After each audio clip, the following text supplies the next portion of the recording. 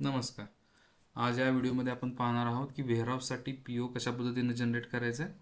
त्यासाठी आपल्याला शॉर्टबुकमध्ये यायचं आहे. शॉर्टबुक आपली मिनिमम मॅक्झिममने झालेली आहे क्रेडिट, पण आपण इथं मॅन्युअली सुद्धा प्रोडक्ट ॲड करू शकतो पी ओ जनरेट करण्यासाठी.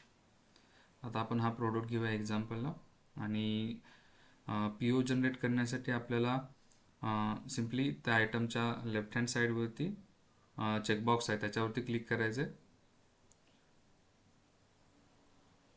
खाली एक ऑप्शन्स येतील, त्यातील generate P O option select करायचं आहे आणि सिम्पली आपला पी ओ रेडी होऊन जाईल. आपल्याला इथं डिटेल्स चेक करायचे आहेत, आयटम चेक करायचे आहेत.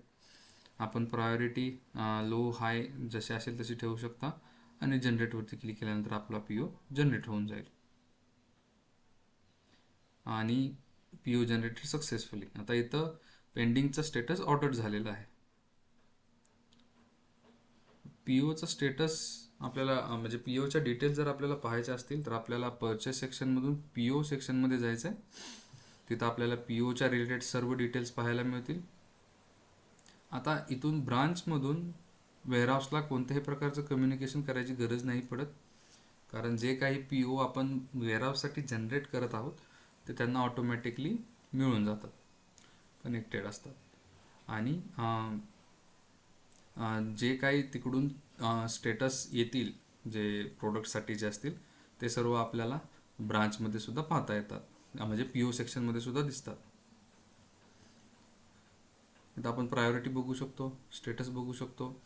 त्याच्यानंतर वेअरहाऊसमध्ये आपण जे रिक्वेस्टेड प्रोडक्ट्स आहेत त्या प्रोडक्ट्सची आपण इथं अवेलेबिलिटीसुद्धा बघू शकतो. आता ह्या केसमध्ये 100% अवेलेबिलिटी आहे. त्यानंतर आपण फुलफिल्ड किती आहे, ऑर्डर आपली जी पी ओ जी आहे ती किती फुलफिल्ड आहे ते सुद्धा आपण चेक करू शकतो.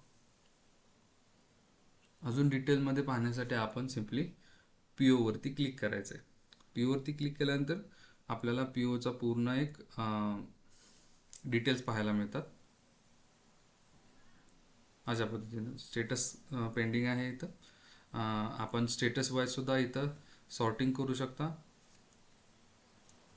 आणि अशा पद्धतीनं आपल्याला वेअरहाऊससाठी पी ओ जनरेट करता येतो.